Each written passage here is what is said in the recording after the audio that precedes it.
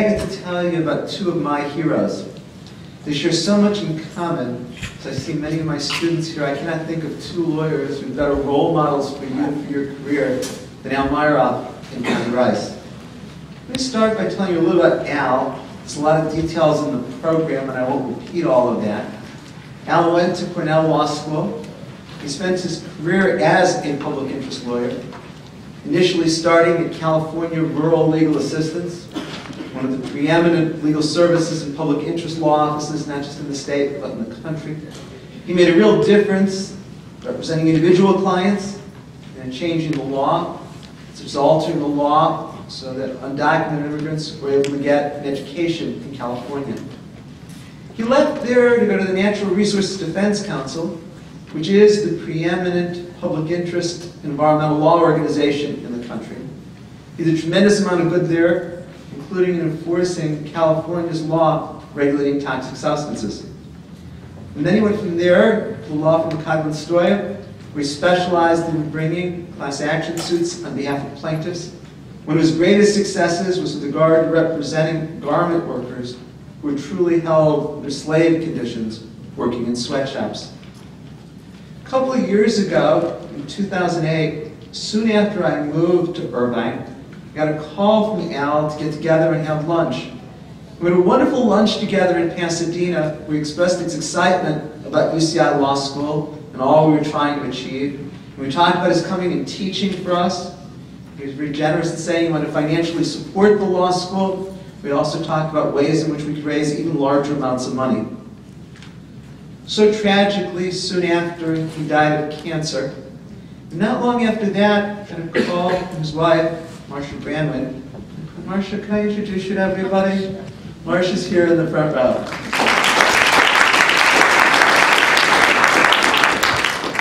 Marcia's had a very distinguished career. He's a journalist, he's a news director, he's an executive producer, he's a host of her own television show, and so much else. And she said that Al had been so excited about the law school, one of the things that she wanted to do in his memory was to be sure that she and Al still stayed involved with regard to the law school. And we met and we talked about what might we do to preserve Al's memory, to be honest, to honor both Al and Marcia. One thing that Marcia did was create the Al Meyerhoff Public Interest Fellowships. Many of you who are second-year students had funding this summer to be able to work in public interest and legal service offices because of the Al Meyerhoff Fellowships. Marcia herself funded several of these. Additionally, we reached out to many of Al and Marcia's friends to help fund the Al Meyerhoff Public Interest Fellowships. Several of the donors are here today. I'm not going to identify all of them, but could all of the students here join me in thanking Marcia and the other donors for these fellowships?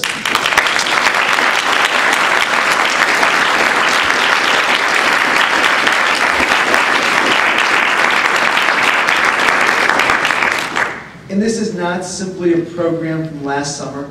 This is a program that will continue for next summer and every summer after that, funding our students who want to continue to do public interest and legal services work.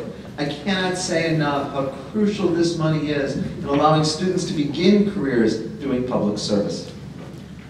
Well, one of the other things that Marcia said would be interested in doing was creating a lectureship in Al's honor. That every fall we would have an Al Meyerhoff public interest lecture. And this is the first of them. And as I was talking to Marcia, it immediately came to mind as to who would be the ideal person for this. A lawyer who actually worked with Al on a number of projects. A lawyer who also knew Marcia and had worked with her. And a lawyer, as I say, is truly a role model to all of us. And that's Connie Rice. Connie went to Harvard College, and then to New York University Law School, where she was a root tilden. After that, she clerked for Damon Keith, the judge on the United States Court of Appeals for the Sixth Circuit, truly one of the great judges in American history. For a short time, she was an associate at Morrison & Forster, and then she went to work at the NAACP Legal Defense and Education Fund, coming out here to Los Angeles to be their regional counsel. She went from there to being co-founder and co-director of the Advancement Project. There is not an issue touching the public interest that Connie has not been involved in. She served as a member and chair of the commission that oversees the Department of Water and Power. She played a key role in reforming the Los Angeles Police Department. She worked together on a report, but I think it was Connie's words that best captured the LAPD and the need for reform when she wrote that the LAPD exalted Dirty Harry and shunned Serpico. No sentence better captured what the LAPD was about. And many of the recommendations that Connie made for changing the LAPD came into existence when the consent decree was adopted, and she continued to be an advocate in so many ways, and a very successful advocate for changing the LAPD. She worked very hard to help deal with the gang problem in Los Angeles, played a key role in that regard. She played a crucial role in increasing funding for the Los Angeles public schools, having been key in getting bond measures passed and money directed for the building of new schools. She's worked on so many other issues. She worked with regard to reforming Los Angeles transit system and representing bus riders in a very successful suit. You might have seen in this past Sunday's Los Angeles Times an op-ed on one of her current projects, reforming the probation system in Los Angeles.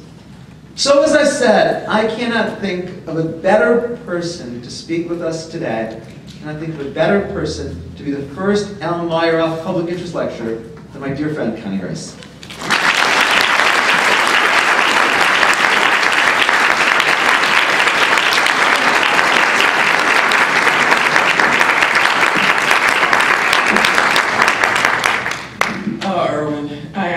Possibly be a hero of yours, because you're my hero. I just can't have it. Good afternoon, everybody. What a wonderful pleasure and honor it is for me to be here. Marcia, it's so great to see you again, and I have to say, I still can't believe Al is gone. I mean, if you think about what a public interest lawyer does, where didn't he go? Do you know how hard it is to do civil rights litigation to protect folks who really have no ability to protect themselves in Saipan? I mean, before Julie Sue did her brilliant lawsuit protecting the garment workers in the San Gabriel Valley, Al was doing it. He was fighting modern day slavery before it even had a name, and human trafficking has only gotten worse, but because he did that lawsuit, Julie and I knew how to protect the garment workers that we had in San Gabriel Valley. When we were protecting kids from lead poisoning, there was Al. When he was at California Rural Legal Services, we also did the education litigation up in Sacramento together. It didn't matter what the name of the group was. If it was the most defenseless group, the most voiceless folks, Al was there. And I just want to say what a tremendous honor it is for me to be able to do this first lecture in his name and in his memory. And Al, we're fighting still, and you're still with us. Please give a round of applause.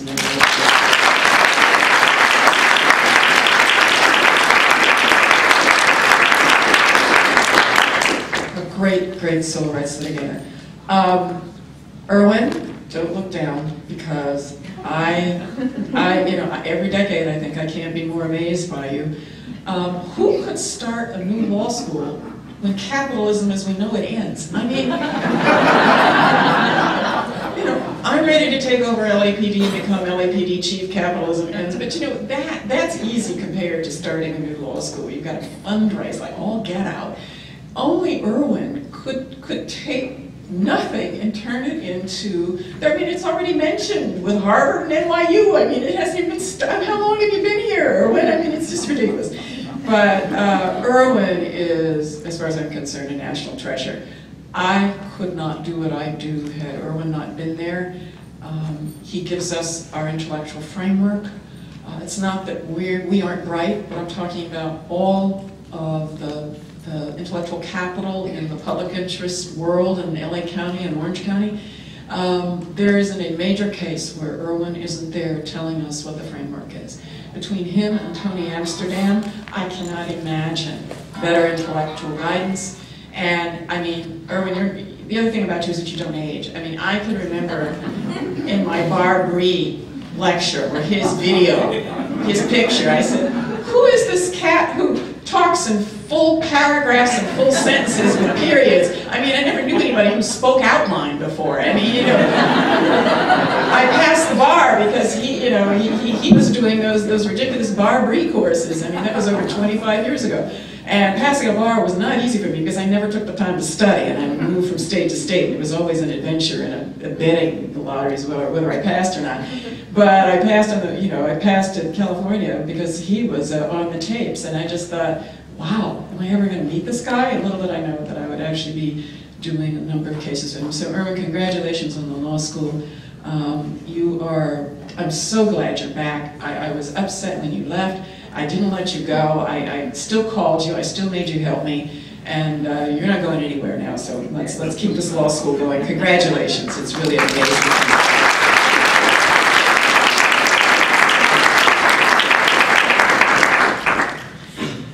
How many law students are here? Raise your hands.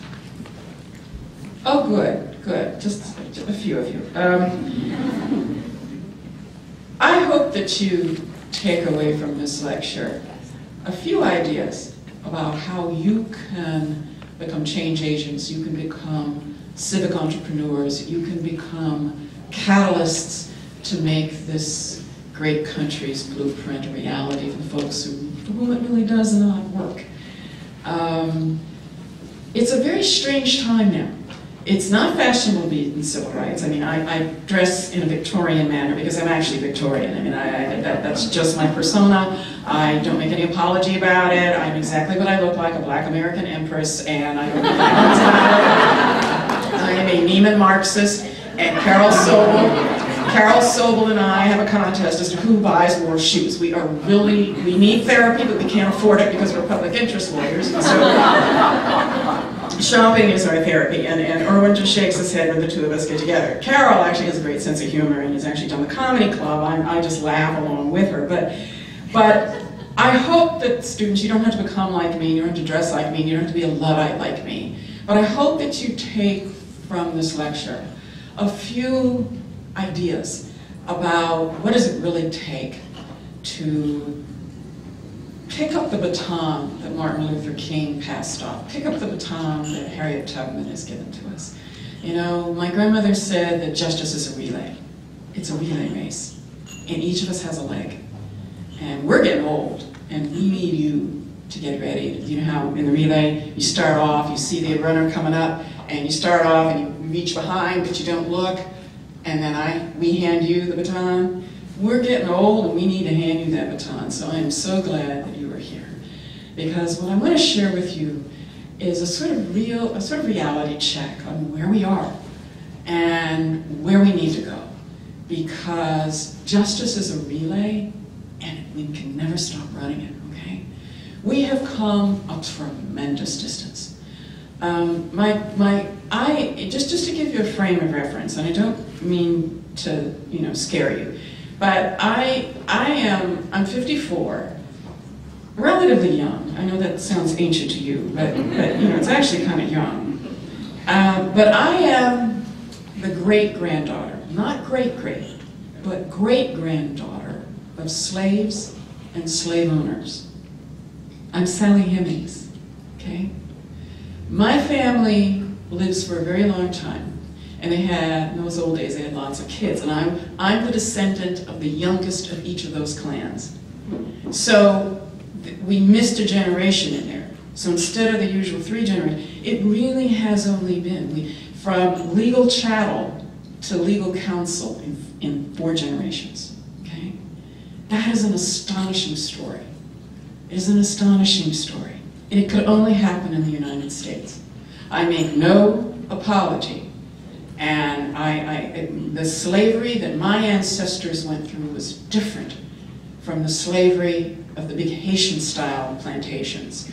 As Sally Hemings, we served in the house. And our legal story changed from that beginning point. Color caste means something.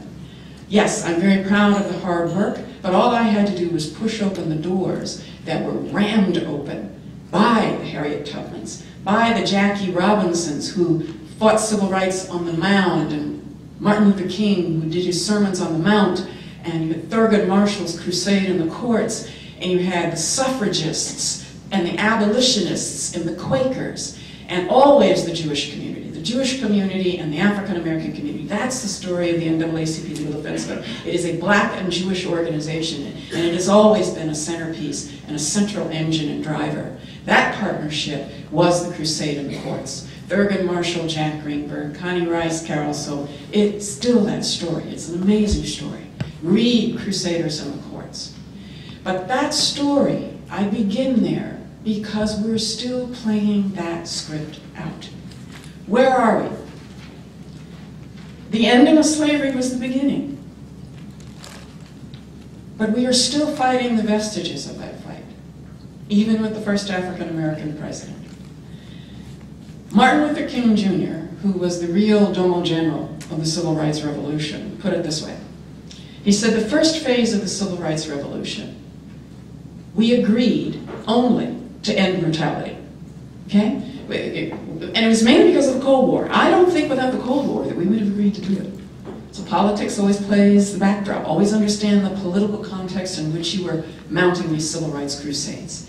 And it's human rights crusades, under which civil rights and gay rights and all kinds of other, think of it as the human rights agenda, okay? And therefore you can subsume under that umbrella almost every human fight for justice. Human fight for opportunity, human fight for the ladder and the rungs up and out.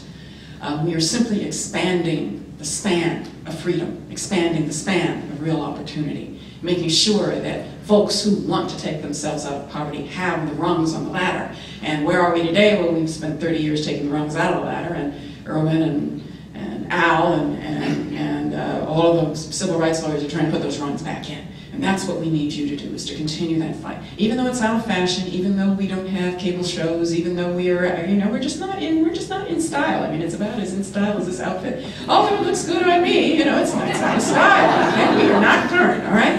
And I am not on Facebook, and I have to take down Facebook pages all the time because people keep trying to put me on Facebook. I don't socialize, so don't try and put me in there. I don't get the new media. I'm not going to be part of it. Don't worry. But the message there is be comfortable with who you are and use the attributes that you have. You do not have to be kind of crazy like me. You can be crazy in a different way and do this stuff. But be comfortable with who you are and understand that for everybody who does this kind of work, it is a lonely fight. Be comfortable being by yourself. Be comfortable going against your tribe. Be comfortable fighting fights that no one else is going to fight. And be very happy that you're not going to get an invitation to the Hanukkah party or the Christmas party, because you're not going to be invited if you do your job right. Loners are probably the best folks to do this kind of work. Doesn't mean you have to be, but if you're going to do the most advanced guard work, shock troop work is what Elaine Jones, my boss at the Legal Defense Fund, used to. She's Ghani, you're a shock trooper, you're a smoke jumper. And you gotta have folks like that. You don't have to play that role. You can be behind with a regular battalion of firefighters. Smoke jumpers jump out of the plane and they stop the flames from jumping to the next. So if you're an emergency type person who likes the high action and so forth, you can do capital punishment like I started out doing. But the bottom line is just understand who you are and what your attributes are and what you're comfortable doing. You don't have to do it. You may be more academic. Irwin probably looks at me and thinks, oh God, she's crazy half the time. But Irwin can lead a law school. There are a lot of different positions in this battalion. And so find the one that's comfortable for you, but do the one that matches your persona. I did the one that matched my persona. I'm a total loner. I like being out where no one else is. I don't mind getting shot first. And so I'm a good shock trooper. I'm a good smoke jumper. Martin Luther King Jr., about 3 months before he met his assassin's bullet, he had just had a debate. He was in New York, and he'd just come back from New Jersey, and he was kind of crestfallen because he'd had a confrontation with Amiri Baraka. And Amiri Baraka was a self-styled black power revolutionary. And he had a big debate. And the debate was, do you continue nonviolence, nonviolent resistance, or did you turn to black power? And this is 1968, right? And the young folks were tired of turning the other cheek. And so King found Harry Belafonte's apartment on West End Avenue, and he went up to that amazing apartment that's like You couldn't even buy it today. It's like a whole floor of a huge apartment building, and it's got pictures of Harry Belafonte and Julie, with every leader known to woman. And it was one of the few places where King could kind of relax. And he just needed to recharge his batteries, and so he found his way to Harry's, and Harry knew there was something wrong, and he said, "What's the matter, Martin?" And King looked at Harry and he said, "I'm afraid. I'm just so afraid." He said, "I'm afraid that we are fighting to integrate into a burning house." Harry had never heard King talk like this, and he said, "Well then, what is it we must do? Should we reverse course?" He says, "No. We are integrating into a burning house, and we are going to have to become firemen, firefighters." And so my career has just been one of the smoke jumpers. And what he meant by a burning house, and what he said when he said the first phase of the Civil Rights Revolution, is we agreed to end brutality. We would no longer pack picnic lunches and go to lunch lynchings. How many of you have seen that lynching exhibit? If it ever comes back through, look at it. It is an incredible look into the American soul. Who packs a lunch to go watch a lynching? Ask yourselves who those people are today. They're the same people in Europe, okay? Who shuttled people off to the Holocaust. You need to understand that in every culture and in every community, that capacity exists, and it exists in all of us. So don't think that you're not capable of it. And half of our emotional battle is to make sure that we are the ones who would have sheltered Anne Frank, that we would have helped Harriet Tubman, that we would not have packed a lunch to go watch a lynching. But understand in your own DNA, your own cultural DNA, where that comes from, and when it gets reignited, because it's always there dormant and latent. And it's in all of us. Don't kid yourself. So we agreed to end brutality, the first phase. What King wrote posthumously in A Testament to Hope is he wrote in his most famous essay, Where to Go From Here.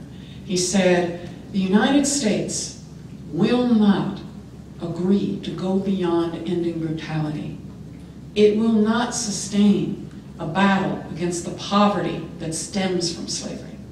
It will not reach a consensus on building the grand alliance that he wrote about, or spoke about in that Playboy interview that my mother was appalled by, but we did. That was one version of Playboy that was in the house because Martin Luther King had an interview in it. But in that interview, he said something very important, because my mother X'd out she tore out all the pictures, but because she didn't want me getting a negative image of being a woman. But so we had the interview, but the rest of the magazine was gone, much to my brother's dismay. But in that interview, he talked about the Grand Alliance. Remember, the first Grand Alliance was the Grand Alliance that ended World War II, but he talked about the Grand Alliance between poor whites and poor blacks.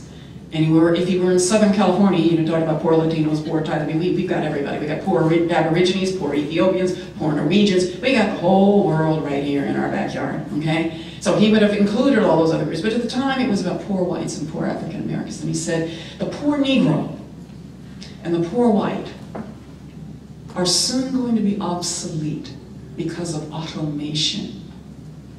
That's such an antiquated word that people are looking at me like, what is she talking about? But that was his word for technology. He called it 50 years ago. He said, there's not going to be any need for low-skilled, no-skilled labor. I don't think he saw all the outsourcing, but he called it. He said, because of automation, the poor white and the poor Negro are going to become obsolete. And therefore, they must forge a grand alliance together to demand from both Democrats and Republicans the creation of jobs, the creation of upward mobility ladders. The grand alliance between poor whites and poor Negroes must happen, otherwise both populations will be rototilled into the ground. Did he get it right or what? He predicted. And he said, the poor white and the poor Negro have been pitted against each other from the beginning of this country, because the only guarantee for poor whites was that they would have social superiority to blacks. That's been the bargain in this country. Just accept the fact that we're not going to really include you at the table. You're not going to be part of the titans of industry. You're not going to own land. Because you've got to remember, the very first episodes of this country weren't just the dark bargain of slavery. They also locked out non-land-owning white males, which meant most of the white male population did not enjoy the privileges. It was an aristocracy of landowners who created this country. They were brilliant founding fathers. They were also slave owners, but they created an incredible framework that had room to expand, had room to come and realize the promise. King said the second phase of the revolution, of civil rights, is what he called, quote, realizing equality. He said, realizing equality is going to be a whole lot worse to achieve. If you thought that hoses and dogs and Bull Connor and getting beat down and shot on the bridge, Selma, and if you thought that was bad, wait until we demand of this country a redistribution, not just of political power, but economic power. That's what the realization of equality requires. Kings, we love to talk about that wonderful, I still get goosebumps every time I hear I have a dream, right? I mean, we keep playing that over and over and over again, and most of America thinks he was this nice, quiet little preacher talking about he has a dream, and black children and white children, Jews and Gentiles, and this ringing endorsement of this vision of inclusion, right?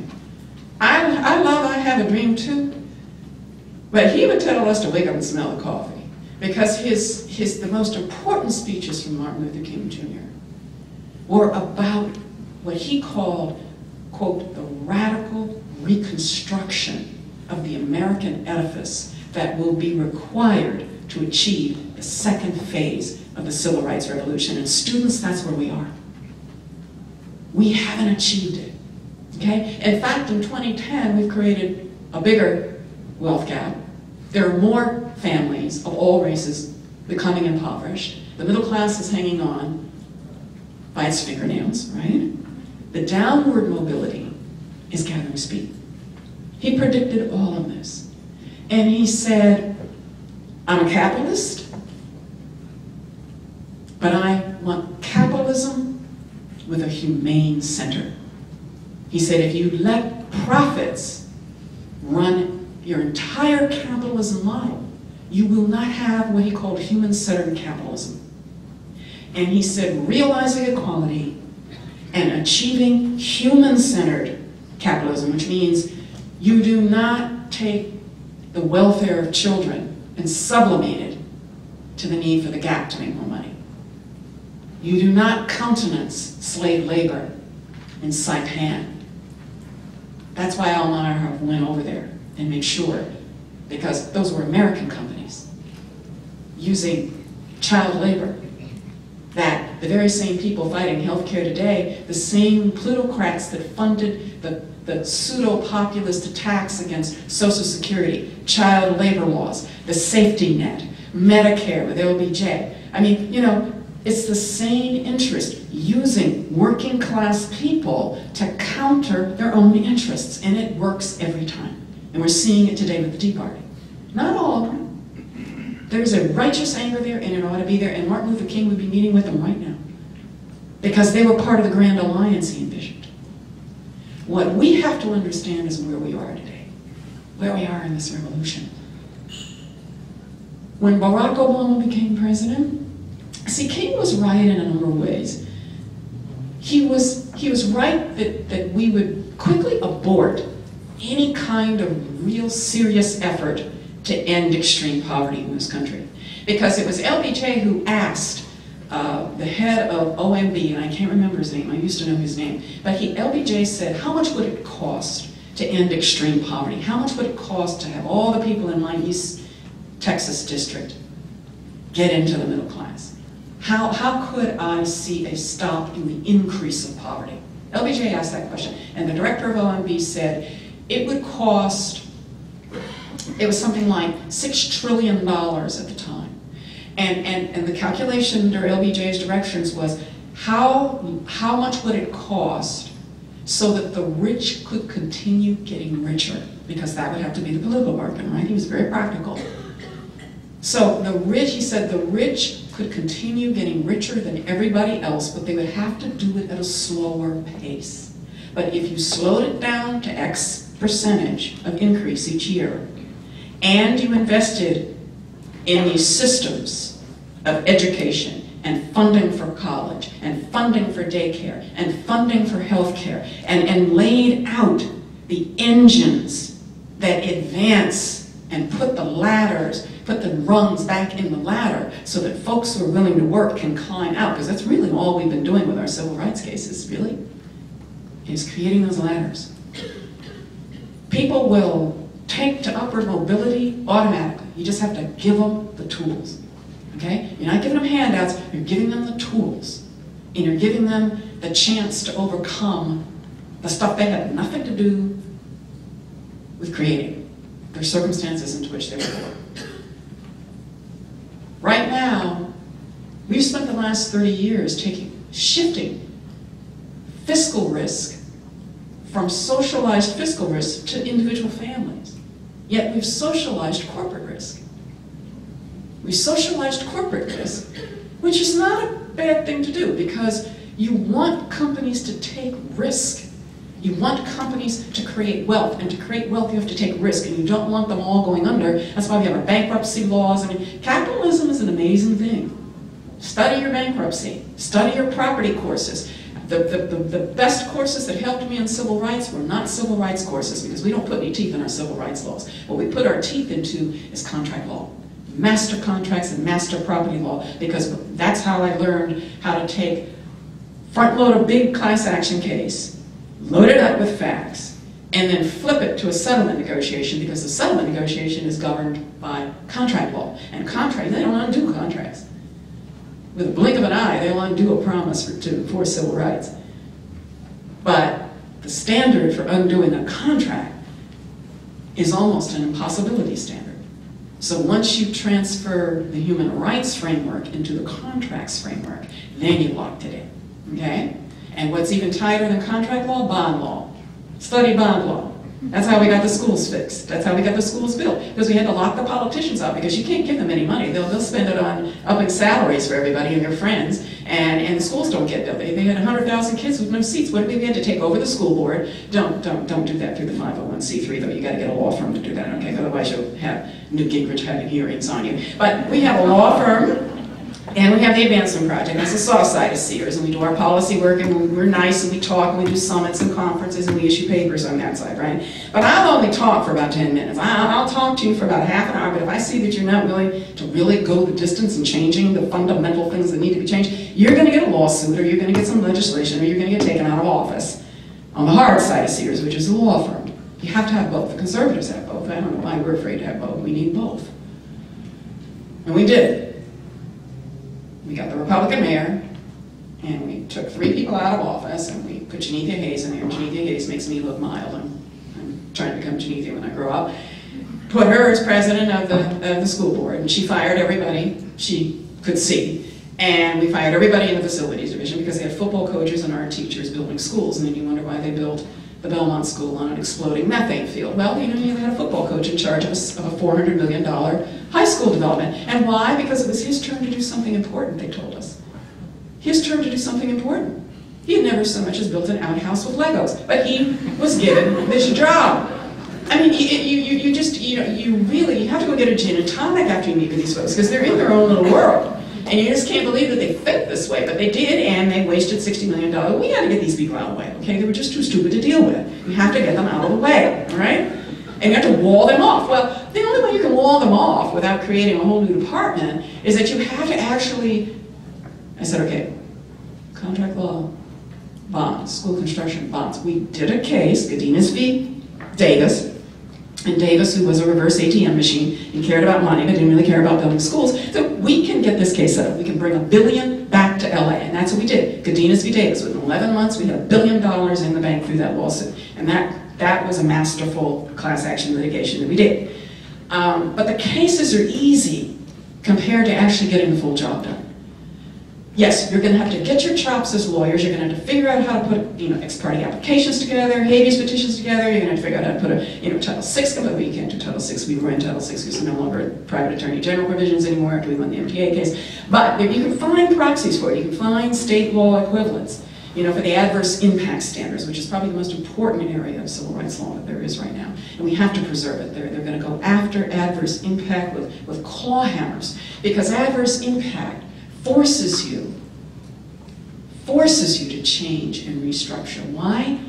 Because the inequality in the outcome is what triggers the need to change.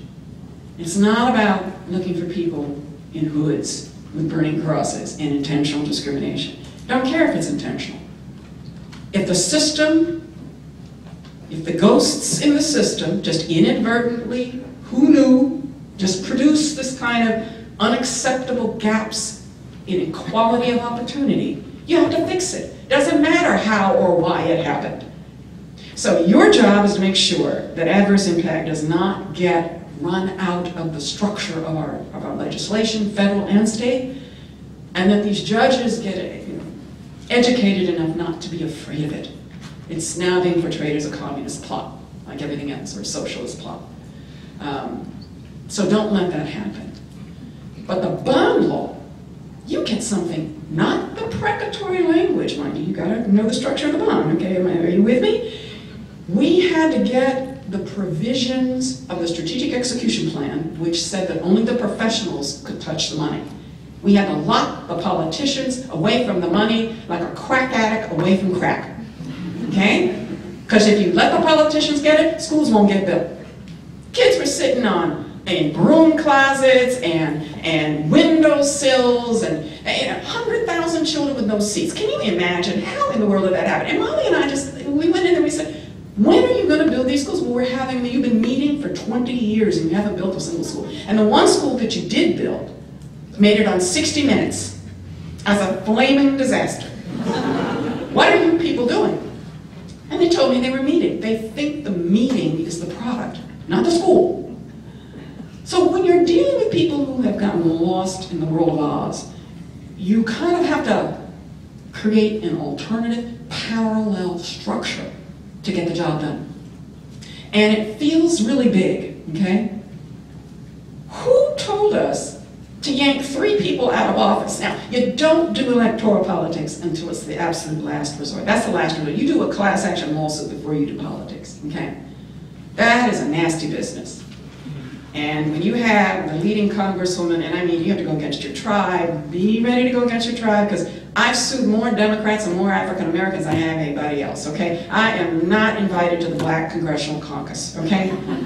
I am, I don't mention my name to Maxine Waters or any other. I love my African American leaders, but I'm sorry, I had to sue most of them, and I sued my board members, okay? And now you don't have to get that crazy. I did sue 3 board members and a former LDF colleague. 3 months after he left LDF, I sued him because he took over the MTA and I had to sue him. He wasn't doing the right thing. I met with him. You want to know what he said about the bus riders? I said, you're robbing the bus system. You're robbing the bus system to build rail. The average rail rider has this, average income of $60,000, 2 cars. The average bus rider is a female head of household, average income of $10,000 a year with 2 kids. And she has no car. She uses the bus to drop off 3 kids in the morning, and I know this because I follow my client around, and you have to follow your client around to understand how hard their lives are. If you don't understand viscerally how hard your client's lives are, especially a princess like me who expects to be chauffeured around, I have to get out there, otherwise I have no clue what I'm advocating for, right? You've got to get there. If you've got a client on death row, you've got to spend some time on death row. You've got to understand what your client is living. Are you hearing me? 4 o'clock in the morning. She starts at 4 o'clock in the morning. She has 3 kids. One bus ride, she drops off at her sister's, 1 child. Who can afford daycare? Certainly not a woman who works in the garment industry. The last 2 kids are dropped off at her mother's, so that's the 2nd bus ride. Then we take a branch shuttle to get to the 110 freeway for the express ride back downtown. That's another 40 minutes. Then she has to get down to 9th Street. So that's like, what, 5 transfers each morning? By the time she got to her job, then she works 8 to 9 hours in a sweatshop on 9th Street. When I dropped her off and walked back to my office at 9th and Olive, I had to lie down for an hour. I was exhausted. I knew what that bus meant to her. And then I met her at 5 o'clock that evening, and she had to stop, an extra stop, to pick up groceries, because the refrigerator they have is so small that she basically has to buy food every day. And then we stopped, the grandmothers, the sisters, and finally made it back, okay, where I picked up my car. I knew what I was fighting for. And when I looked at my former colleague, Franklin White, and I said, why were you taking the last $60 million to do a rail study? You're taking it out of the bus system? And you're canceling the OWL service that the janitors need to get to their jobs? These are people who don't have cars? I said, are you drunk? He said, well, Connie, most of these poor people don't work anyway, do they? This is a civil rights lawyer. I said, okay. I start packing out my, you're in trouble when I start packing my briefcase. I said, that means I've decided you can no longer exist, okay? When I shut up and I start packing up and I bid you, very polite adieu, you're in trouble, okay? Because I'm just planning in my mind. The reason I'm quiet is because I'm figuring out how to cut and fillet you in court, okay? It's over, all right? Don't let me think I can't go anywhere with you, because once I've decided you're too stupid or you just don't get it, or it's over, okay? Ask Irwin.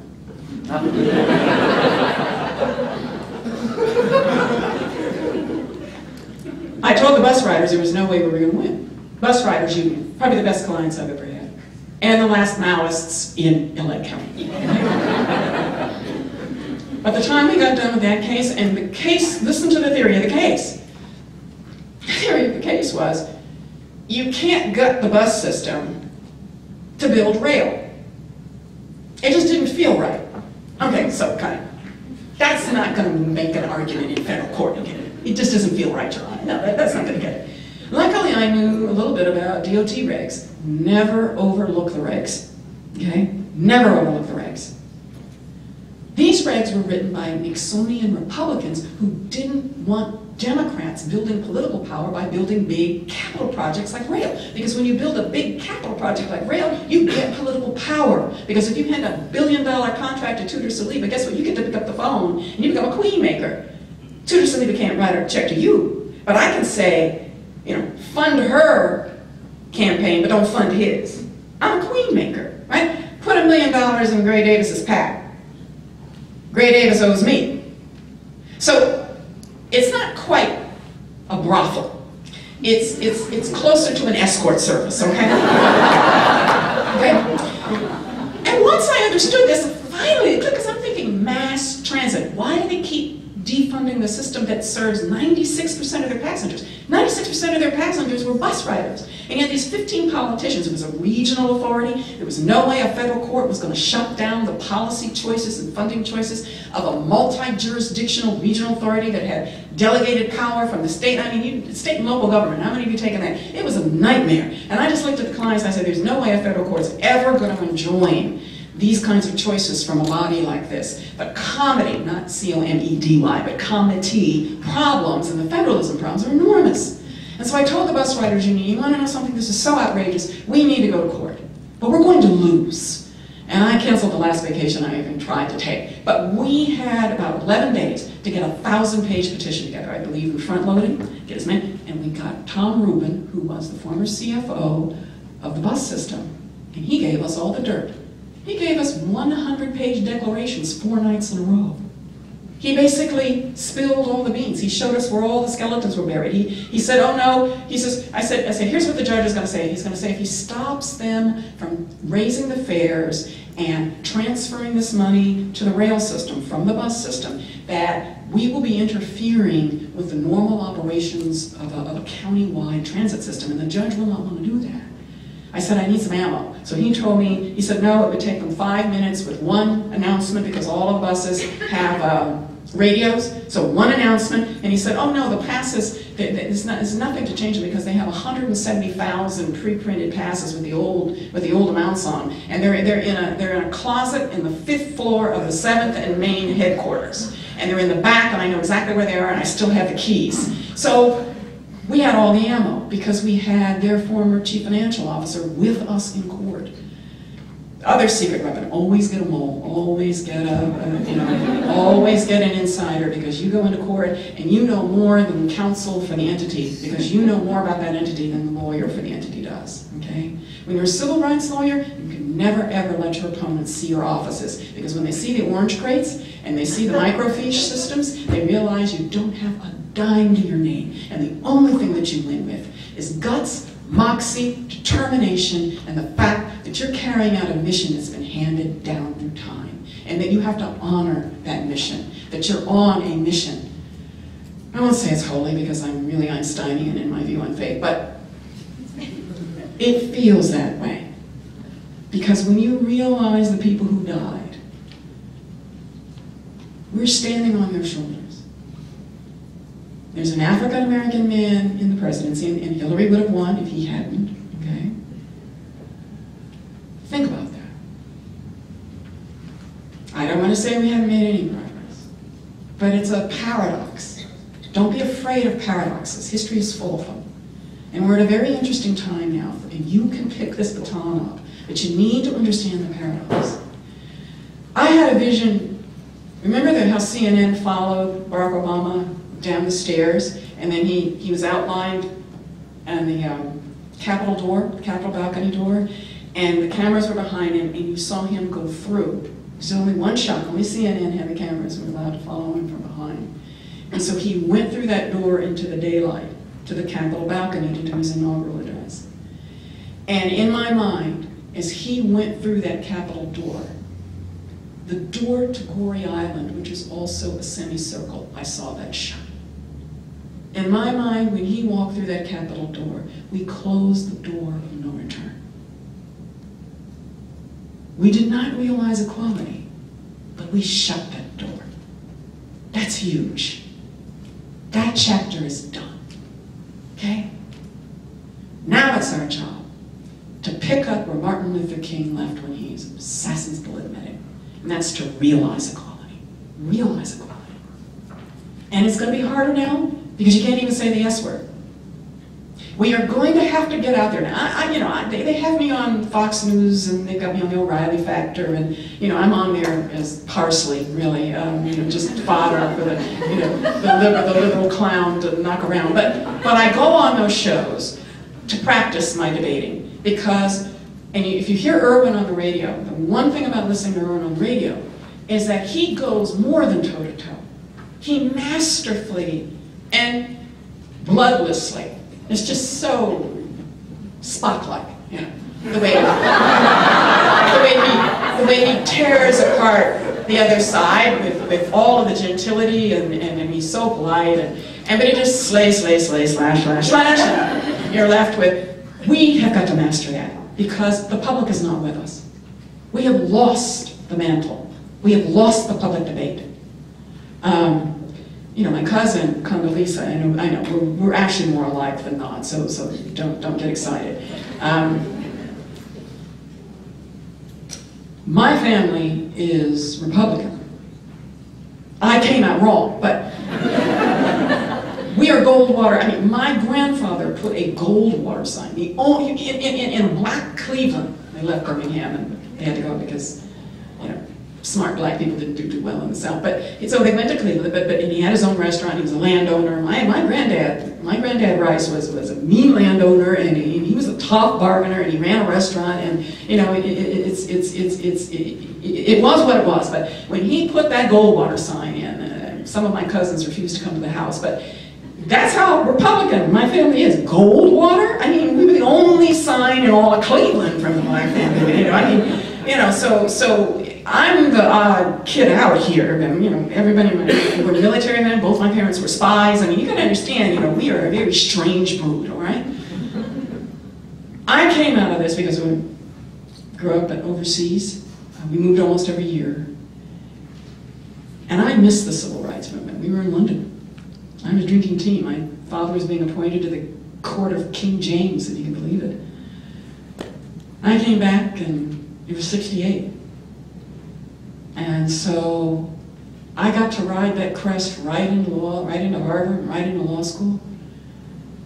Totally oblivious, as usual. Erwin will tell you I'm socially oblivious. And I have to be told where to stand and which invitations not to throw away. And you all are much more social than that. You'll be much more successful.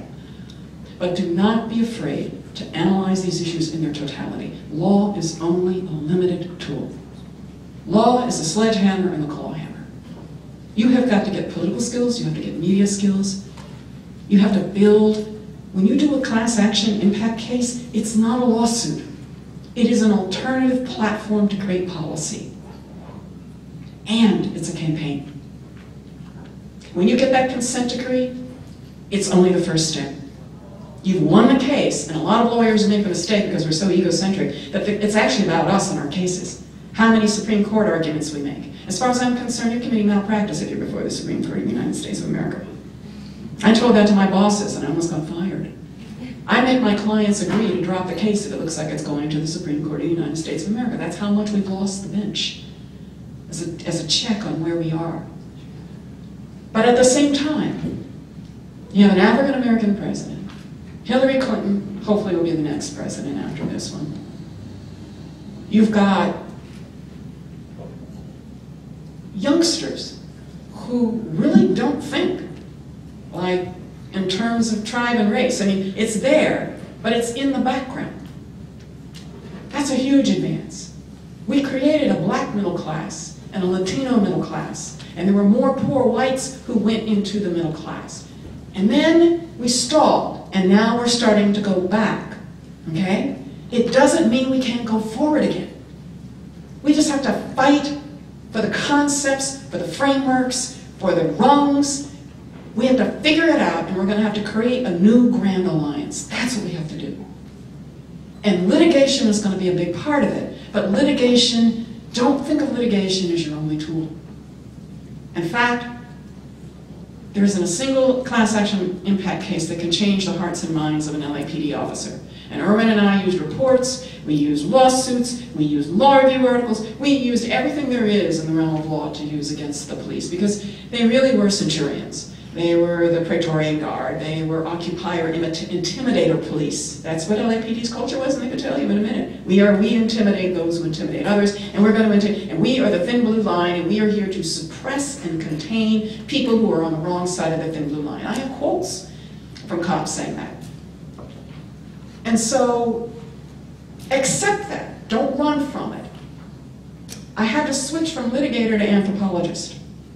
I said, we won every case against LAPD. How many more cases are we going to file? We're not changing how they think and how they feel.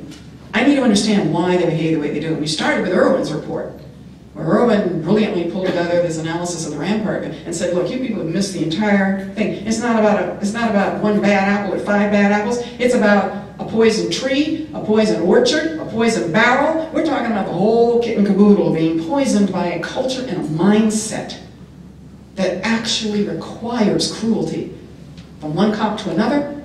And when cops are mean to each other, they're mean to the public. Okay? Anybody ever been stopped by an old LAPD cop? You don't know. Listen, in the heat of the night, it looks like a picnic compared to that. They're mean. They're mean to each other. Erwin and I and Carol and Paul Hoffman and the whole crew that he pulled together, we discovered that, and then I did a second report that actually interviewed 700 police officers from the FBI, LAPD, LASD, Inglewood. I mean, we just spent a year and a half talking to cops. And I wasn't litigating against them. I switched hats. I said, I need to understand you. And yes, I'm that crazy civil rights lawyer who now straightens her hair because I didn't used to, and it was all over the place. I looked like Angela Davis with long hair. I mean, I was scary looking. But until Carol Sobel told me I needed to straighten my hair and look more sophisticated, which is the new look. On a bad day, I'll go back to the other. But at the time, we had to become anthropologists. We had to listen to the cops. These are cops who threw us bodily out of rooms. Cops who would say to Ramona Ripston, I refuse to breathe air you breathe. I mean, it was like 5th grade fights. I mean, it was ridiculous. But it was war. We would wake up every day trying to figure out how to make LAPD miserable. After they caused that riot and did that Rodney King number, I mean, it was on. Johnny Cochran, Irwin, me, Paul Hoffman, everybody in the ACLU, LDF, MALDF, we were all, I mean, it was war, okay? We had to switch from that to getting them to trust us enough to talk to us. I said, why? Why do you behave this way? I need to understand. And then I learned to ask the question, what do you need us to do so you can change?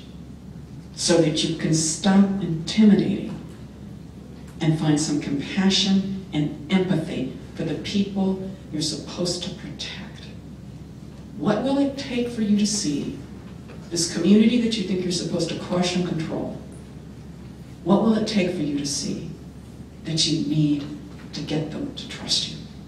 That you need to be partners with them? That you need to have some compassion?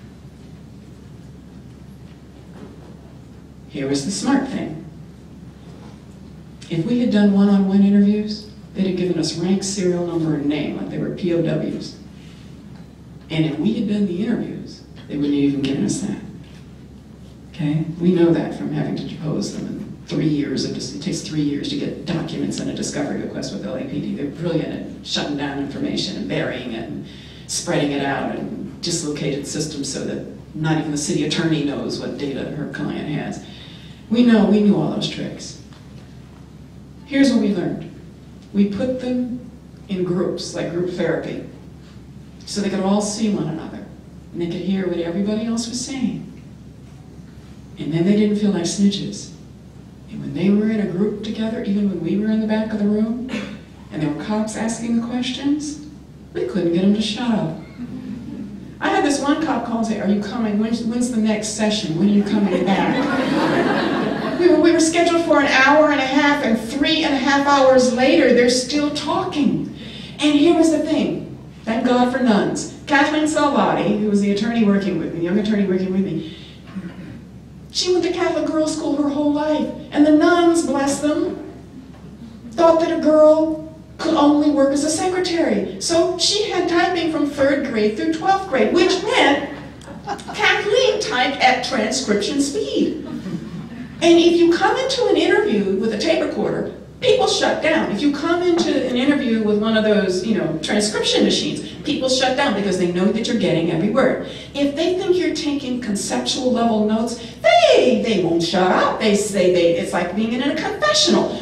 I mean, I heard stuff from cops. Irwin, you wouldn't have believed it. I mean, it was like the police directors union. They actually cooked dinner for us, and Cliff Roth told me, if you ever tell anybody that I cooked dinner for you, I would kill you. But that was how it started in this venture that Bratton asked us to do, which was to do the last report, following up on Irwin's report, to do the last report on the Rampart scandal. What did we miss?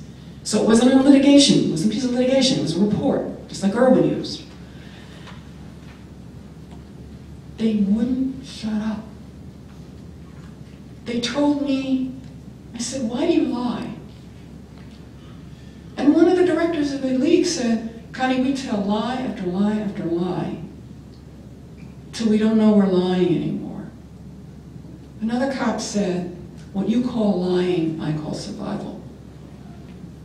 We have to lie because we have to make our numbers and we don't get promoted. So, as Irwin pointed out, and as we pointed out in our report, the incentives were all wrong. They were brutalized. They were mean to each other because they were mean to the public because they were mean to each other.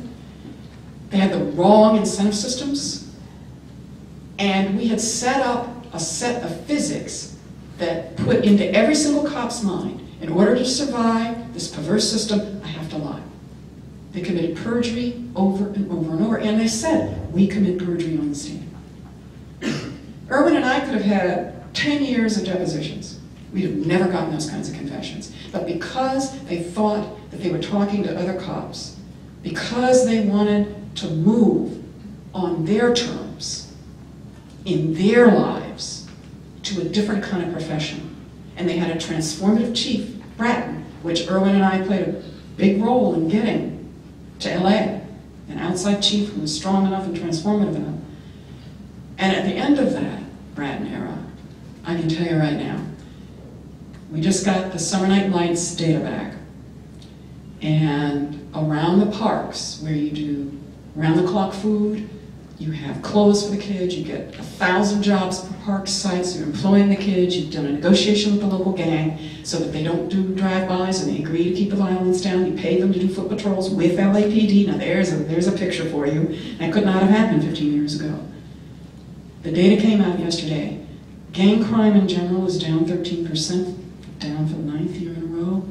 But around the summer night lights parks, where the parks stay open till 2 in the morning, and there's midnight basketball and midnight soccer and midnight swimming and chess tournaments, and the grandmothers are out until 11 o'clock at night, and the gang members are there too, but without their guns and without the drugs.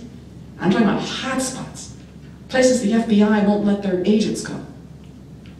Around all of those parks, the average drop in drive-by shootings and gang homicides is 50% drop from last year. That's on top of the 13% drop citywide. So when you have the cops, and you've won their hearts and minds, and you get them to start working with the community and stop being intimidators, and they accept gang intervention workers who are ex-gangbangers, and they've stopped doing drive-bys because there's a movement afoot on the anti-violence stuff, which we have had a huge part of. When it comes together and everybody's in the boat rowing, it becomes that grand alliance that King was talking about. We start to solve the problem at an organic level and in the toughest areas. So go where the problem is the toughest. Al did. Rural stuff is much harder than urban stuff in some ways. What's happening with the crack cocaine, we had Civil War levels, and we still have Civil War levels of post-traumatic stress that we're fighting. But out in the rural areas, you can't even see the kids. Where the meth labs are, we have a meth economy. And that's where Al Meyerhoff would have been. So whether you're out in the rural legal service or you're in the urban core with the Watts Gang Task Force, go where it's toughest, look systemically, don't limit yourself to just legal. Keep in mind where we are historically. We're in the middle of realizing equality. And young people, I'm tired. I need to hand you the baton. I have full faith in you. Watch what Irwin does. He's the quintessential model for this stuff, and so is Al Meyerhoff. But this is an extraordinary time in our history. All I've done is ride the waves that other people set in motion. It was easy for me to walk through the doors. I didn't even have to use a battering ram. And what we owe the kids coming behind us, we cannot lose the promise that they will do better than we are doing. We cannot hand them a country where they can't have jobs. We're going to have to engineer, not just the equality. We're going to have to engineer the prosperity, we're going to have to engineer the upward mobility, and we're going to have to fight for some socialist ideas like Social Security, like shared risk, like responsibility. It's not either or. Do not accept these false choices that the idiots... I mean, if we had set a lunar landing today, as a goal, China would have beat us to the moon while Fox News was debating whether the Earth was flat. I am not handing this country over. Okay, the best and the brightest betrayed us. My friends wrote those ridiculous derivatives calculations and mathematical, and they bankrupted this country and the world. And so the best and the brightest betrayed us, but that does not mean that you go to your worst and your dimmest. Okay? I am not accepting this irrational nonsense, and neither should you. We have to speak up and we have to debate like Irwin does, okay? Slash it to the bone. And be funny about it, okay? If I can do it, anybody can do it. Realizing equality. And when he said, this country will not pay the price of the radical reconstruction that it requires, he meant the kinds of programs that FDR fought for. He meant programs that push a set of values, shared responsibility, a culture of achievement. He meant both the moral and individual DNA of success and upward mobility and equality. But he also meant the institutional. And ladies and gentlemen, we're all engineers. It just depends on what you want to engineer. So let's get back to that agenda. Young people, it's an exciting time. I You all have technology that will let you do stuff I can't even imagine. Just think of me as somebody from the 19th century who can kind of give you the historical overview and call me if you need me. And Irwin is an amazing, amazing guy to put a template on. And I just want to tell you that Al Meyerhoff was so busy realizing equality for people who had no voice. They had no power. They had no money. But with his help, they got all three. Let's get to work. Thank you.